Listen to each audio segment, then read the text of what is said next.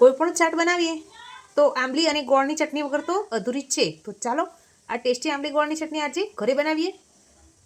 એક બાઉલમાં આંબલી લઈશું, એમાં 1 કપ જેટલું ગરમ પાણી ઉમેરીશું અને ઢાંકીને 10 થી 15 મિનિટ સુધી રહેવા દઈએ.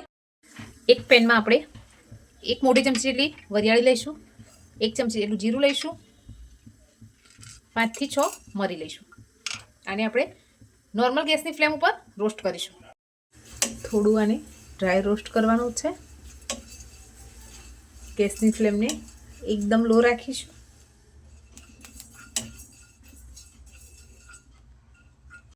સરસ શેકાઈ ગયા છે. ગેસની ફ્લેમ ઓફ કરી આને ઠંડા થવા દઈએ. થઈ ગયા છે. હવે આમાં 1 ચમચી આમચૂર પાવડર, 1 ચમચી જેટલો સૂંઠ પાવડર, 1 ચમચી ચાટ મસાલો, 1 ચમચી કાશ્મીરી લાલ મરચું પાવડર, સ્વાદ પ્રમાણે આપણું રેગ્યુલર મીઠું, અડધી ચમચી જેટલું કાલા નમક ઉમેરીશું. હવે આને સરસ એક ક્રશ કરી લઈશું. આપણે આંબલીને હાથ વડે મિક્સ કરી અને એમાંથી એનો પલ્પ અલગ કરી લઈએ. હવે આપણે એક આ રીતે કણણીની મદદથી બધો પલ્પ ગાળી લઈશું, જેથી એના રેછા મોઢામાં આવે નહીં. ચમચીની મદદથી સરસ જ બધો પલ્પ અલગ કરી લઈશું.